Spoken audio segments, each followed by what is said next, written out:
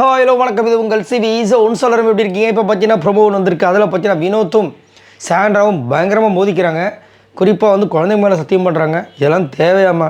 இது ஒரு கேம்ன்றது கூட தெரியாமல் குழந்தைங்க மேலே சத்தியம் பண்ணுறீங்களா? தான் கொஞ்சம் கஷ்டமாக இருக்குது. ரைட், அதை பற்றி பார்க்கலாம். அதுக்கு முன்னாடி பார்க்குற எல்லாரும் நம்மளோட சேனலை சப்ஸ்கிரைப் பண்ணிட்டு பாருங்கள், லைக் பண்ணுங்கள், கமெண்ட் பண்ணுங்கள், ஷேர் பண்ணுங்கள். ஆக்சுவலாக வினோத்துக்கும் சாண்ட்ராவுக்கும் முன்னாலேருந்தே ஆகலை. ஒரு 2 வாரமாகவே வந்துட்டு ரொம்ப மோசமாக தான் போயிட்டுருக்கு. அதுலேயும் அவர் தலையானதுக்கப்புறமா பார்த்தீங்கன்னா வினோத்தோட விஷயங்களே ரொம்ப மாறிப்போச்சு. ஏன்னா பதட்டமாகவே இருக்கார். விஜய் பார்வதி வேணுமென்ட்டுமே வந்து திட்டுறாரு. அதுக்கப்புறம் நேற்று கமருதனை திட்டும்போது கமருதனுக்கு பிடிச்சி கலாச்சி விட்டார். என்னென்னா பதட்டத்தில் இருக்கிறனால பயப்படுறாரு. அடுத்தவங்ககிட்ட பேசுறதுக்கு பயப்படுறாரு. கமருதீன் விஜய் பார்வதி கிட்ட மட்டும்தான் பேசுகிறார். குறிப்பாக விஜய் பார்வதி மட்டும்தான் திட்டுறாரு.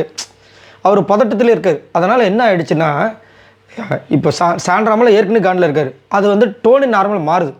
இப்போ நேற்று விக்ரம் கிட்ட சண்டை போட்டிருப்பார். அவர் வந்து ஒழுங்காக தான் பாத்ரூம் போயிட்டு வராரு. அவர்கிட்ட போய்ட்டு தேவையில்லாமல் சண்டை போட்டிருப்பாரு. நான் சின்சியராக இருக்கேன், என்கிட்ட நீங்கள் காண்டா வரீங்க, இது தப்புன்ற மாதிரி சொல்லியிருப்பாங்க. சரி விடுங்க அப்படின்றப்பார். இது வந்துட்டு பதட்டம். முதல் காம் ஆகணும்.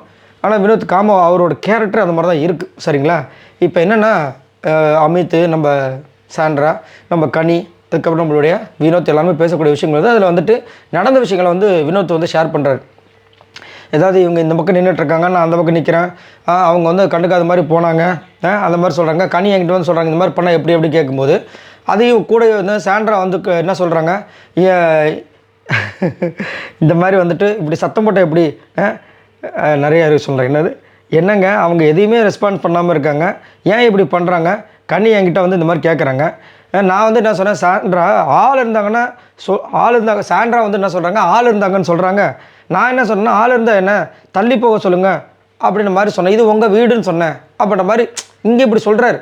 ஆனால் கண்டிப்பாக எனக்கு தெரியும் அப்படி சொல்கிறதுக்கு வாய்ப்பே கிடையாது. ஏன்னா இவர் ஆல்ரெடி பதட்டத்தில் இருக்கார். எப்படி சொல்லியிருக்க முடியும்? அவங்க அழகாக பூச்சிட்டாங்க. 100% இந்த டோன்லேயே அவர் பேசலை அப்படின்னு பூச்சி போகிறாங்க.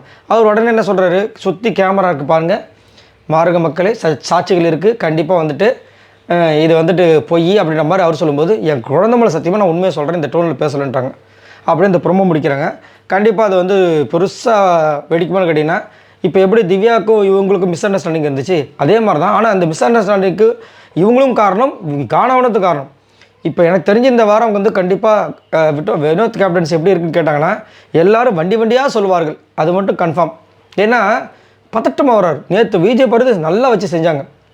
இப்படி நின்றுட்டுருக்காங்க. பிக் பாஸ் வந்து அனௌன்ஸ் பண்ணுறாரு, என்ன வினோத் வீடெல்லாம் க்ளீனாகவே இல்லை, சாரி பிக் பாஸ், அவ்வளோதான். அங்கே வந்து ஆரம்பித்தார். இன்னும் போனார். அந்த அவர் சொன்னதே வந்துட்டு பாத்திரம் கழுவில் கிச்சன் க்ளீனாக இல்லை. இவர் போனார். பார்வதி நான் அப்போயே சொன்னேன் அப்படின்னார். எதுக்கு அப்போயே சொன்னேன்? அவர் சொன்னது பாத்திரம் கழுவில், அதுக்கப்புறம் கிச்சன். விசுவாசிங்க போய் சொல்கிறீங்க, ஓகே நான் என்ன சொல்ல வரேன்னா ப்ளீஸ். அப்புறம் அங்கே போனார். அங்கே யாருக்குமே சொல்லலை. திரும்ப வந்தார். கம்முன்னு நீ பாத்ரூம் ஒழுங்காக கழுவுனேன்னு. பாத்ரூம் நான் கழுவிட்டேன்டா, ஒரு நாளுக்கு ஒரு வாட்டி தானே கழுவுனேன். அவர் பாத்ரூம் தான் சொன்னார், சத்தியமான்றார்.